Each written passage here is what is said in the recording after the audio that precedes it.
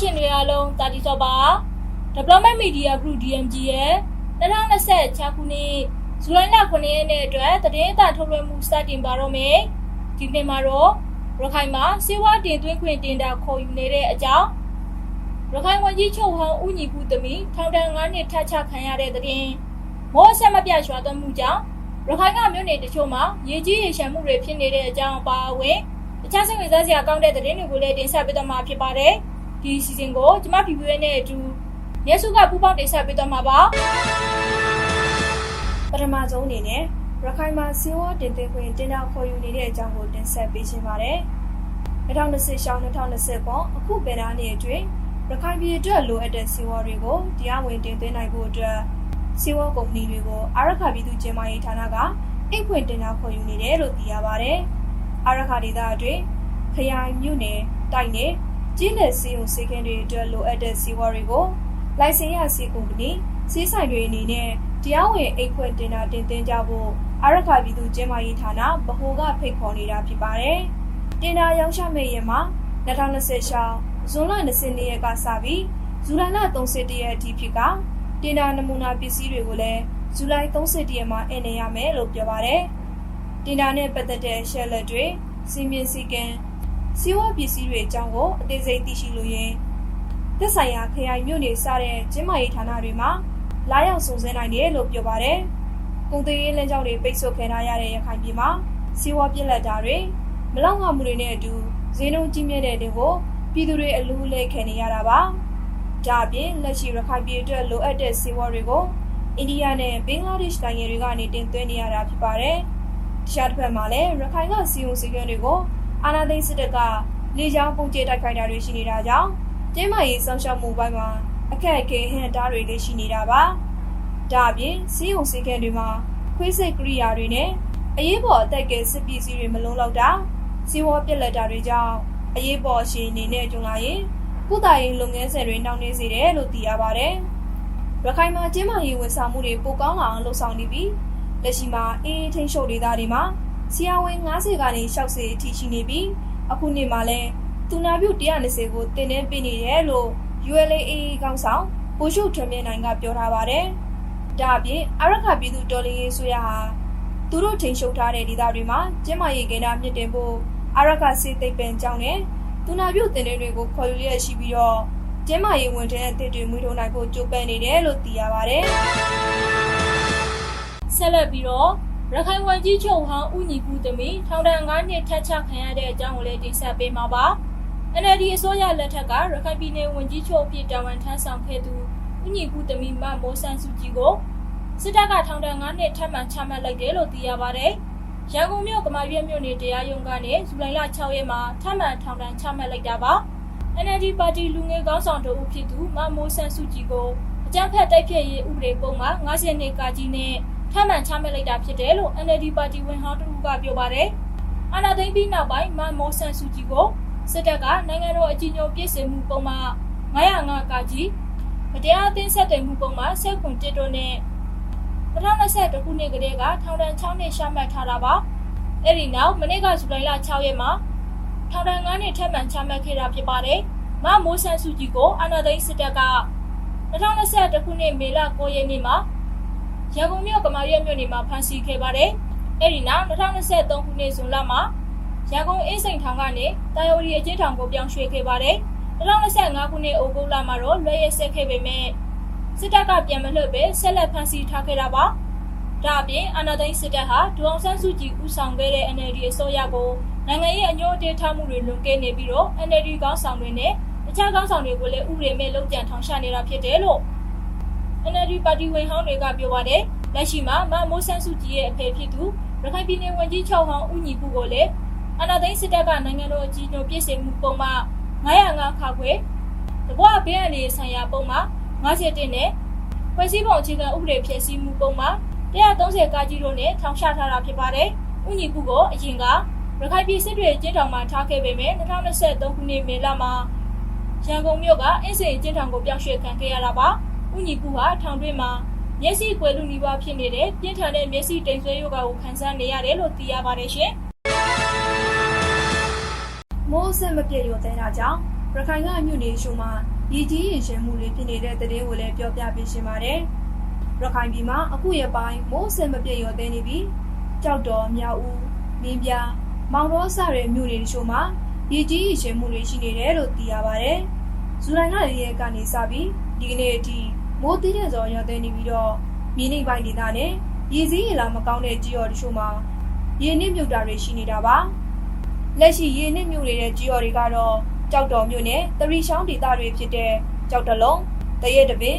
ရုံမပြင်းလိမ့်မစတဲ့ကြီးရော်တွေဖြစ်တယ်လို့သိရပါတယ်။ဒါအပြင်မင်းပြမြို့နယ်ပန်းမြောင်းကြီးရှောင်းဒေသအတွင်းမှာလည်းအခုရပါရေကြီးရင်ရှင်းမှုတွေရှိနေတယ်လို့သိရပါတယ်။အဲဒီလိုပဲမောင်တော်မြို့နယ်မှာလည်းနေတချို့ရေနစ်မြုပ်နေတယ်လို့သိရပါတယ်။ဘင်္ဂလားပင်လယ်အော်အနောက်မြောက်ပိုင်းမှာဖြစ်ပေါ်နေတဲ့မုန်တိုင်းကြီးကြောင့်ရခိုင်ပြည်မှာမိုးသေးတဲ့ဇော်ရောတဲ့တာ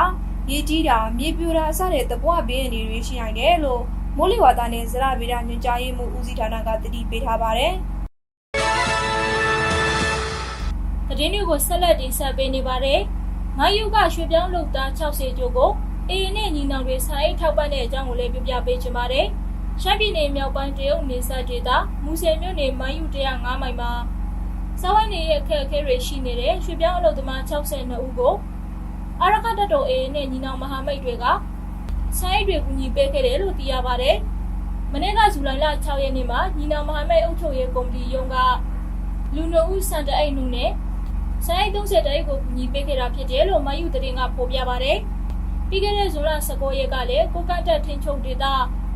ပန်းဆိုင်မြို့ပေါ်ကစစ်ပေးဆောင်တဲ့ရွှေပြောင်းအလုပ်သမားတွေကိုအာရခတပ်တော်မိနဂါစစ်ဒေသကစာအိတ်69အိတ်ထောက်ပံ့ပေးခဲ့ပါတယ်။အာရခတပ်တော်ဟာရခိုင်ပြည်တွင်းတာမကပဲ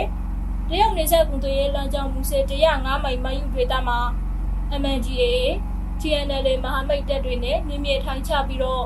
ဒေသရင်းတရားဥပဒေစိုးမိုးရေးအုပ်ချုပ်ရေးရန်တရားတွေကိုပို့ဆောင်နေပါတယ်။မြောက်ပိုင်းညီနောင်မဟာမိတ်3ဖွဲ့ဖြစ်တဲ့မြန်မာအမျိုးသားဒီမိုကရက်တစ်မဟာမိတ်တပ်မတော် MNDAA အာရခတပ်တော် AA နဲ့တအောင်းအမျိုးသားလွတ်မြောက်ရေးတပ်မတော် TNL တို့ဟာလက်ရှိမှာစည်ရဲတဲ့နိုင်ငံရေးမှာခိုင်မာအားကောင်းတဲ့မဟာမိတ်ဆက်ဆံရေးရှိနေတာလည်းဖြစ်ပါတယ်ရှင်။နောက်တဲ့သတင်းတစ်ပုဒ်အနေနဲ့စစ်တပ်နဲ့ညီရှင်းရေးမပြတ်ပဲရှိနေတာကို KNU KNL PC ကိုယုံနေတဲ့သတင်းကိုလည်းနားဆင်ရမှာပါ။စစ်တပ်နဲ့ညီရှင်းရေးမပြတ်ပဲပုံမှန်ရှိနေတာကိုကြီးစုတယ်ကိုယူတယ်လို့ကရင်မျိုးသားစီယုံကရင်မျိုးသားလွတ်မြောက်ရေးတပ်မတော်ညီရှင်းရေးကောင်စီ KNU KNL PC ကထုတ်ပြောလိုက်ပါတယ်။အာဏာသိမ်းစစ်တပ်ရဲ့အမျိုးသားစီလုံးညီညွတ်ရေးနဲ့ညီရှင်းရေးပေါ်ဆောင်မှုဘို့ကော်မတီတို့က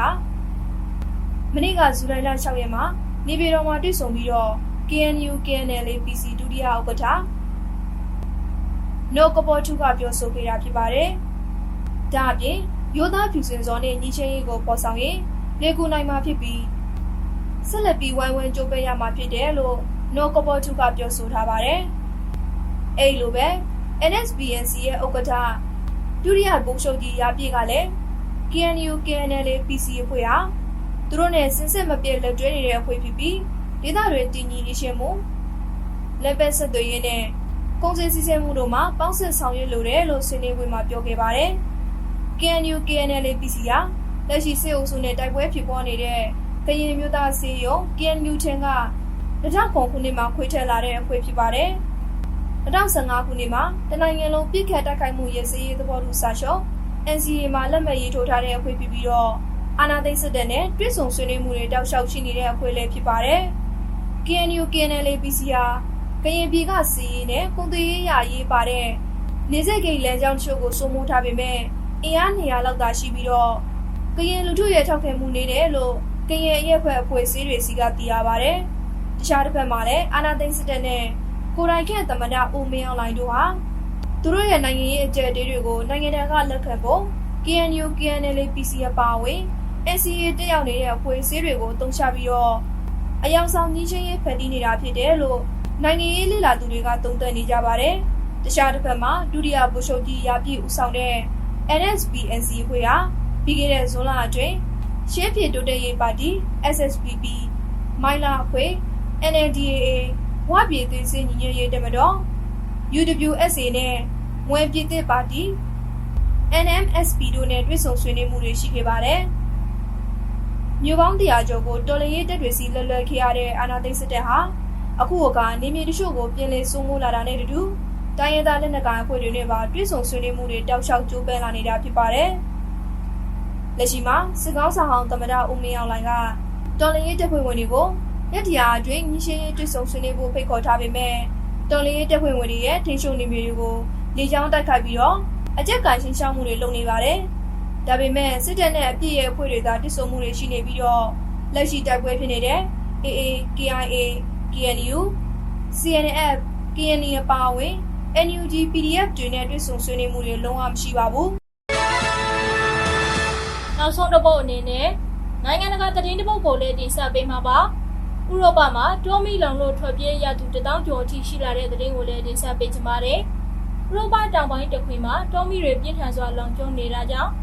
နေရစွန့်ခွာထွက်ပြေးရသူအရေအတွက်ဟာဇူလိုင်လ6ရက်နေ့မှာတောင်းနဲ့ချီရှိလာပြီဖြစ်တယ်လို့ AFP သတင်းတရားမှာဖော်ပြထားပါတယ်။ပေါ်တူဂီ၊စပိန်၊ပြင်သစ်နဲ့ဂရိနိုင်ငံတို့မှာလောင်ကျွမ်းသွားတဲ့မြေက42,000 လောက်အထိရှိနေပြီဖြစ်ပြီးတော့တောမီတွေကိုညှိနှိုင်းနိုင်ဖို့မိသားသမားရှာပေါင်းများစွာကကြိုးပမ်းနေကြရပါတယ်။မကြသေးမီကဆန်ရှင်တင်အပူလိုက်တံကိုခန်းစားခဲ့ရတဲ့အဲ့ဒီဒေသကတချို့နေရာတွေမှာအပူချိန်တွေပြန်လည်မြင့်တက်လာနေပြီးတော့အပူချိန်40 ဒီဂရီဆယ်စီယပ်အထိရှိလာနိုင်တယ်လို့ခန့်မှန်းထားပါတယ်။ပြည်ထနိုင်ငံအနောက်တောင်ပိုင်းကတောလာရခက်ခဲတဲ့ဝေးလံခေါင်ပြဒေသတစ်ခုမှာကူးစက်ပြန့်နှံ့နေတဲ့အီရန်မှတောမီကိုထိန်းချုပ်နိုင်ဖို့အတွက်အထူးမိသက်လေရင်တွေရဲ့အကူအညီနဲ့မိသက်သမား900လောက်ကရုံးကန်ညှိနှိုင်းနေရပြီးတော့ဒေသခံပြည်သူ1000ကျော်ကိုလည်းဘေးလွတ်ရာကိုရွှေ့ပြောင်းပေးထားရတာဖြစ်ပါတယ်။လေပြင်းတိုက်ခတ်မှုပြင်းထန်တဲ့အပူချိန်နဲ့ပုံမှန်ထက်လွန်ကဲစွာ6သွဲနေတဲ့လေထူးတို့ကြောင့်အဲ့ဒီတောမီဟာတနင်္ဂနွေနေ့အစောပိုင်းကထက်3ဆနီးပါးအထိမြန်ဆန်စွာကူးစက်ကြေပြန့်သွားတယ်လို့ဒေသခံအာဏာပိုင်တွေကပြောကြားခဲ့ပါတယ်။ဥရောပသမိုင်းမှာဆိုးရွားဆုံးဖြစ်တဲ့ဇွန်လအတွင်းကဘူးလိုင်းတန်ကြောင့်လူပေါင်းများစွာအသက်ဆုံးရှုံးခဲ့ရပြီးနောက်အခုလိုတောမီတွေထပ်မံလောင်ကျွမ်းလာတာလည်းဖြစ်ပါတယ်ရှင်။ဒီကနေ့သတင်းအသံထုတ်လွှင့်တဲ့အစီအစဉ်ကိုဒီလောက်နဲ့ပဲရှင်းနာလိုက်ပါတယ်။ရခိုင်ပြည်တွင်းကသတင်းအကြောင်းအရာတွေအပါအဝင်တခြားဒေသတွေကသတင်းတွေနဲ့ပတ်သက်လို့ DMG သတင်းဌာနကိုသတင်းတွေပေးပို့ခြင်းနဲ့ဆိုရင်တော့အပေါင်း66 839 643 633ကိုလုံခြုံစိတ်ချစွာနဲ့ဆက်သွယ်ပေးပို့နိုင်ပါတယ်။ဒီအစီအစဉ်ကိုတနင်္လာနေ့ကနေစနေနေ့အထိနေ့စဉ်ည7:00 နာရီအချိန်DMG ရဲ့ Facebook စာမျက်နှာနဲ့ SoundCloud.com မှာ DMG Online Radio လို့ရှာပြီးနားဆင်နိုင်ပါတယ်။နောက်တော့ဆင်ကြတဲ့သူတွေကိုကျေးဇူးများကြီးတင်ပါတယ်ရှင်။